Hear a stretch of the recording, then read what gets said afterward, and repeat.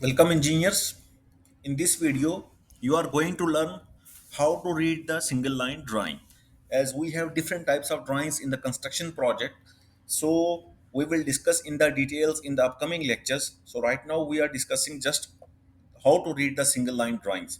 So whenever you will open any drawing, electrical drawing, civil drawing, mechanical, even any drawing you are going to open, so there will be a section, there will be a title block, you will name it as title block. So in this title block the details of the drawing is mentioned, every symbols what is representing here, it will describe here, it will be shown here. So you can read from here and you will understand that this equipment is this one, the name of this equipment is this one. So like this, so this is the title block. So what are the things that are included in the title block? We have the stage of the drawing, what is the stage that is going. For example, first we are submitting stage 1, then stage 2, then stage 3. It depends upon the approval on which stage the drawing has been approved from the client. So we are like here you can see this is first issue, then we have the date mentioned here, then we have a second issue. So you can name it as a revision meant there, this is there is some comments from the client or consultant. On the basis of these comments these drawings are update continuously, so their revisions get changed a b c d e. So this is the last revision e, you can say here, and from the last it is also mentioned here. So these are all the things will be mentioned in the title block. Here you can see there is a purpose for approval, we are sending this drawing for the approval purpose, and also your client name is mentioned here, the neom our client is mentioned here. So this is the design consultant, this is the contractor logo. So here the date of submission of the drawing is mentioned.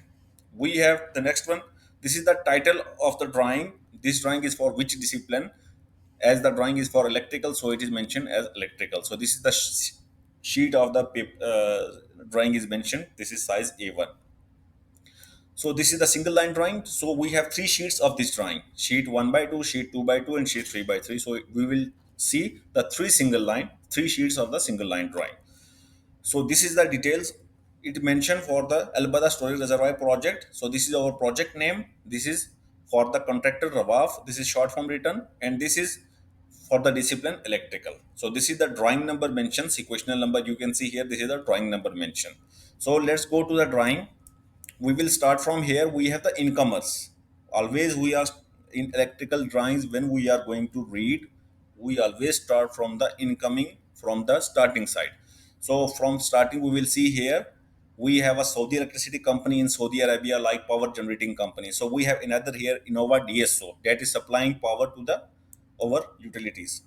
So here you can see we have two incomers of the medium voltage cable we are using here. So the cable size is mentioned single core into 240, 3 into single core 240. So it means that we have the cable single core, the size will be 240 mm, and we are using three cables. Okay, and single core 240 120 mm earthing we are using. So 120 always for earthing cable, always half size of the cable will be used than the power cable. So it means that we have, if power cable is 240, then for the earthing cable we will use 120 mm square mm. Okay, so this concept you have to keep remember. You must keep in mind that while you are designing, while you are reading any drawing, you will see, whenever you will read any drawing you will see that your power cable is larger than your earthing cable. So up to 16 mm, up to 16 mm your earthing cable size will be the half of the power cable. Below 16 mm cable the size exactly will be the same of the power cable. So this point you have to mention. So from this outgoing of this and Innova DSO from the power generating station, we are receiving to the 33 kV switch gear that is over in, that is in our RAWAF scope, in our contractor scope. So this is coming to the this is as an incomer of this 33 kV switch gear. You can see here it is mentioned local 33 kV switch gear, running load this one, and peak load connected load this one. So this is the name of the switch gear. So when you will go on the site, when you will just enter into the building, you will see where is this 33 kV switch gear, you will see there. So after that, you will see that we have the 33 kV switchgear, and we have the two incomers of the ACB, ACB1, ACB2, and outgoing of the ACB are how much? One, two, three, four. We have ACB in the outgoing side.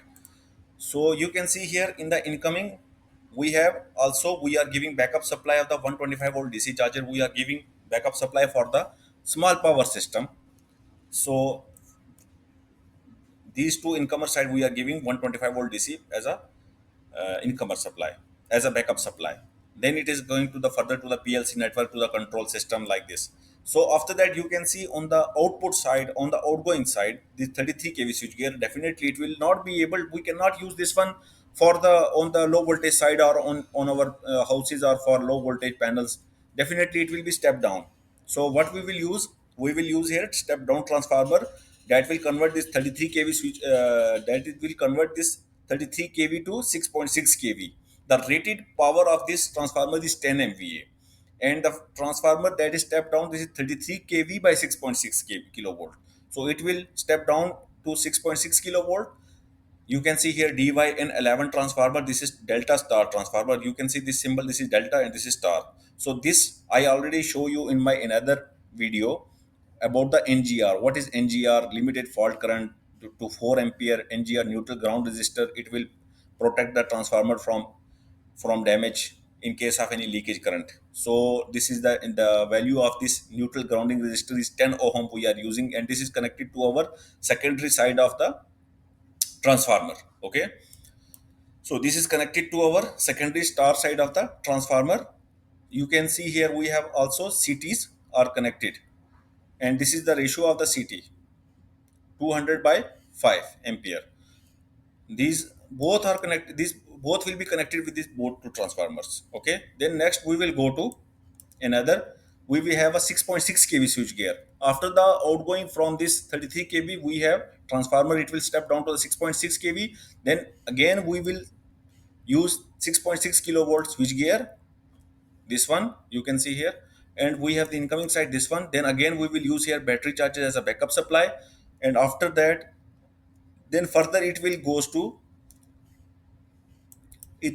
to step down transformer, because 6.6 kV switch we cannot use. You can say that we cannot use 6.6 kilovolt on the low voltage side. Definitely we need 400 volt or 220 volt we need. So you can see here we are using again the transformer, step down transformer here, 2500 kVA. This is rating is 2.5 MVA. You can also say 2.5 MVA or 2500 kVA. So 400 volt you can see here. So from here it will step down the transformer, it will step down the voltage, and it will, and so that we can use for our low voltage system. Here we can also see we have other outgoing also. For example, this is outgoing for VFD1, this is outgoing for VFD2, this is outgoing for VFD3. But this is not our concern, because this is related to MGC scope. You can see this is another contractor, MGC, another company that are working on this one. So they will provide the VFD, they will install, pull the cables here, and they will connect it. So this is their scope, we are not dealing with that. This is also, so we have three VFDs that are connected with this panel, the panel. So the VFD rating is 2100 kilowatt. So you can see that this pump are connected 2100 kilowatt. So to control these pump, we have VFDs connected here. So the other, when this, we have the step down voltage up to 400 volt. After that, we have MDB panel. We have the main distribution panel. So from this main distribution panels, we have further outgoings to, you can see here, it is going to the power factor correction panel. It will reduce the power, it will maintain the power factor.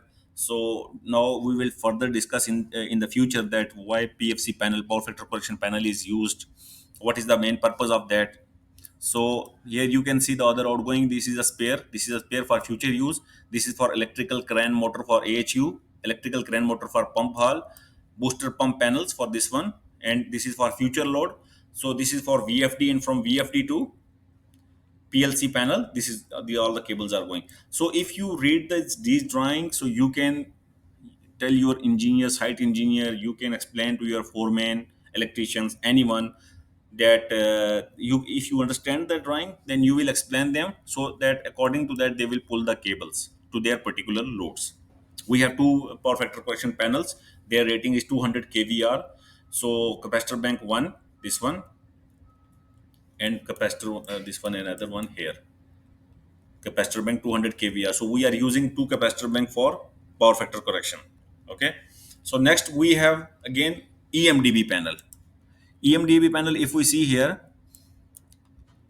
we have a normal main power supply is coming into it, and we have a backup supply of that diesel generator. So we are giving power supply power through the power for the HV or LV system. We are giving the backup supply as a generator. For the small power system, we are giving power as a backup supply for the from the UPS for the telecommunication for the data center. For our control system, we have a backup supply of 125 volt DC charger or UPS. These things are we